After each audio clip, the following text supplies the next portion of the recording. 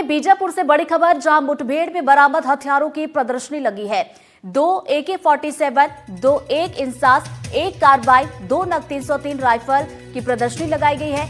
एक देशी BGL launcher भी बरामद किया गया है। तो मुठभेड़ में 6 नक्सलियों को मार गिराया गया और मारे गए नक्सलियों में नक्सली DVCM दिलीप वेरजा भी शामिल है। तो दिलीप वेरजा पर 40 लाख रुपए का इनाम था। तो ये बड़ी खबर इस वक्त की तस्वीरें आपको दिखा रहे हैं, जहां मुठभेड़ में बरामद हथियारों की प्रदर्शनी लगाई गई। तो ये वही हथियार है जो मुठभेड़ के बाद बरामद किए गए। अब आपको ये भी बताते हैं कि आखिर कौन कौन से हथियार हैं। इसमें 2 AK-47 है, 1 इंसास है, 1 कार्बाइन है। जिला के उत्तर पश्चिमी इलाका में कल 17 और 18 तारीख ले 3 बड़े बड़े मुठभेड़ हो रही। वो में आज प्रदर्शनी लगाए गए। मैं कैमरामैन साथी से कहूँ कि एक बार दिखाए हमारे दर्शक मल्ला कि क्या का हथियार बरामद हुए। एम AK-47 2 नग, इंसास 1 नग, 9mm कार्बाइन 1 नग, 2 नग 303 राइफल, BGL लॉन्चर, एम 4 नग वाकी टाकी सेट, स्कैनर सेट, रेडियो और घलो पैसा बरामद हो रही। नक्सल साहित्य भी बरामद हो रही। ये BGL देसी BGL नक्सली मन इस्तेमाल करते हैं जवान के ऊपर, और नक्सली वर्दी, माओवादी पिट्टू और कई साहित्य। एमा आप मन बता दूं कि जो जवान मन गए रहे उनके भी नाम लिखे हवे। एमा DRG, STF, कोबरा के जवान मन ये मुठभेड़ में शामिल रहे। आप मन बता दें कि ये जो मुठभेड़ हवे लगातार 17 और 18 तारीख से चलत रहे, जिसमें 4 महिला माओवादी सहित 2 बड़े नक्सली मारे गए हैं। इनमें DVCM जो कैडर के एक नक्सली 8 लाख के इनामी वो भी मारे गए रहे। बीजापुर में NDTV पर पंकज भोगलिया की रिपोर्ट।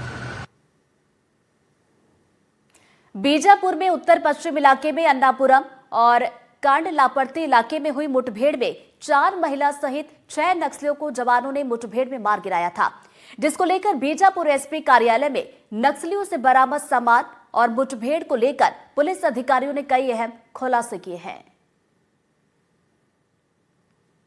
बीजापुर जिले में बीते दिन एक बड़ी मुठभेड़ हुई, जिसमें 6 माओवादी मारे गए और मारे गए माओवादियों से जब्त हथियारों को लेकर आज बीजापुर पुलिस ने एक प्रेस कॉन्फ्रेंस किया। इस वक्त बीजापुर के SP जितेंद्र यादव हमारे साथ में, उनसे पूछते हैं, सर ये कितनी बड़ी सफलता है, कौन कौन माओवादी मारे गए हैं और कितना इनाम था उन पर? देखिए, ये एक अच्छी सफलता मानी जा सकती है, क्योंकि अभी जिस हिसाब से बीजापुर में है तो 2-3 इलाके बचे हैं जहाँ सिक्योरिटी वैक्यूम है और जहाँ ऑपरेशन करने के लिए लंबी दूरी तय करना पड़ता है।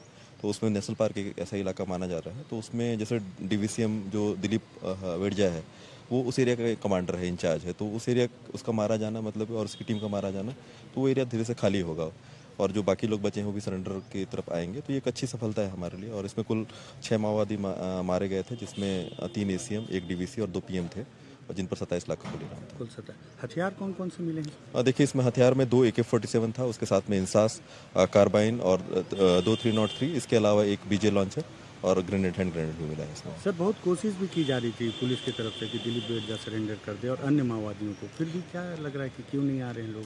देखिए, इसमें लगातार पिछले कई सालों से दिलीप वेरजा के लिए कोशिश किया जा रहा था, विभिन्न माध्यमों से, चाहे आपके पत्रकार बंधुओं के माध्यम से भी या फिर बाकी लोगों ने भी काफ़ी प्रयास किया, पुलिस ने भी प्रयास किया सरेंडर कराने के लिए, लेकिन हो सकता है वो नहीं सरेंडर किया और जिसका खामियाजा आज उनको भुगतना पड़ा। अभी और कौन चुनौती के तौर पर अगर आप देखें तो जिले में बचा है? पापा राव एक बड़ा नाम माना जा रहा है। देखिए, अगर हम साउथ सब जनरल ब्यूरो, जिसमें 3 डिवीजन आते हैं, दरभा, वेस्ट बस्तर और साउथ बस्तर, तो उसमें जो इंचार्ज जो है पापा राव है, वह भी हमारे एक प्राइम टारगेट के रूप में हम मान सकते हैं।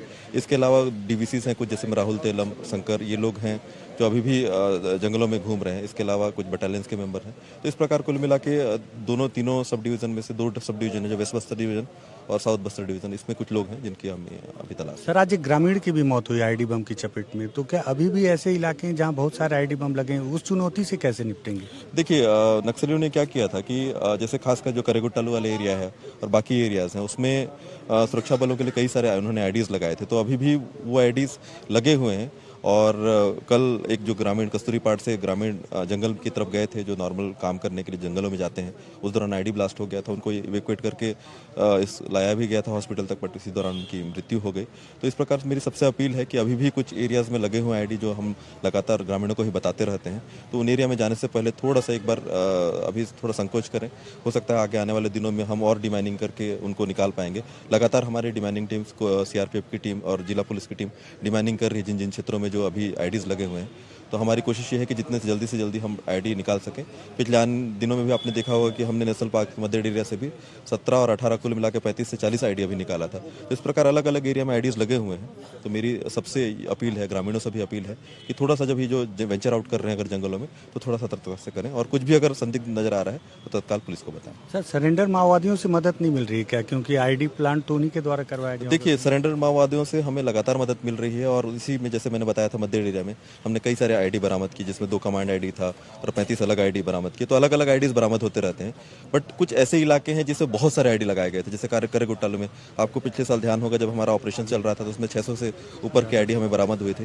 तो कई और आईडीज उसमें लगे हुए हैं, तो उनको निकालते निकालते थोड़ा समय लग रहा है और हमारी टीमें लगातार आईडी निकाल रही हैं और आप विभिन्न माध्यम से जानकारी भी आपको मिल रही होगी कि हम लगातार डिफ्यूज कर रहे हैं आईडीज को, लेकिन थोड़ा समय लगेगा इस चीज़ को करने में। तो उसमें हमारी ग्रामीणों से यही अपील है, क्योंकि आपने देखा होगा कि पिछले भी दिनों में कुरचोली में भी एक आईडी ब्लास्ट हुआ, तो वो भी पुराना आईडी था जो बांस काटने के चलते वो गया था। बट होपफुली अभी अच्छा है, स्वस्थ है, इसका इलाज चल रहा है। तो इस प्रकार अलग अलग इलाके में आईडीज लगे हुए हैं। तो मेरी ग्रामीणों से यही अपील है कि थोड़ा सा वेंचर आउट करने से पहले थोड़ा सा भी सतर्कता बरतें। बहुत शुक्रिया सर। तो ये बीजापुर एसपी जितेंद्र यादव, जिन्होंने एक अपील ये भी किया है कि अभी माओवादी जरूर सरेंडर कर रहे हैं या मुठभेड़ में मारे जा रहे हैं, लेकिन खतरा टला नहीं है। बहुत सारे ऐसे इलाके हैं जिन इलाकों में माओवादियों ने आईडी बम प्लांट कर रखा है, तो उस इलाकों में जाने से पहले एहतियात बरतें।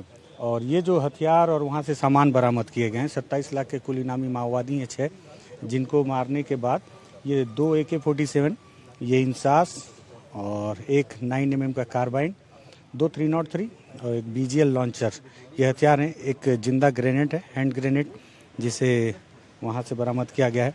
वॉकी टॉकी है माओवादियों की, और इसमें एक वॉकी टॉकी जो है ये पुलिस से ही लूटी गई वॉकी टॉकी है जो यहाँ पे बरामद की गई है। साथ ही साथ वहाँ से बहुत सारा कैश भी बरामद किया गया है। अमूमन हर एरिया कमेटी या जो उनके जो अलग अलग दलम होते हैं माओवादियों को, उनके खर्च के लिए संगठन के द्वारा पैसे डिस्ट्रीब्यूट किए जाते हैं।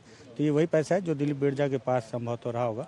और मुठभेड़ के दौरान एक नोट का जो बंडल है, इस पर भी गोली के निशान है, आप देख सकते हैं। ये सारी चीज़ें, माओवादियों के बहुत सारे साहित्य यहाँ पर रखे हुए हैं। साथ ही साथ कैलकुलेटर, BGL के सेल, माओवादियों का ये वो हथियार है जिसे माओवादियों ने खुद तैयार तो किया, लेकिन ये किसी तकनीकी वजह से सक्सेसफुल नहीं रहा। और ये सबसे राहत की बात जवानों के लिए रही, क्योंकि माओवादियों ने BGL सेल का निर्माण इतनी बड़ी संख्या में किया था। अगर ये सफल हो जाता तो ये जवानों के लिए आने वाले समय में सबसे बड़ी चुनौती बनती। बड़ी खबर आ रही है, मंत्री विजय शाह को सुप्रीम कोर्ट से झटका। जी हां, विजय शाह पर केस चलाने का आदेश दिया गया है और केस चलाने के लिए 2 हफ्ते का समय दिया गया है। सुप्रीम कोर्ट ने विजय शाह की माफी को नामंजूर कर दिया है और अब माफी देने में बहुत देर हो चुकी है, ये सुप्रीम कोर्ट ने कहा है।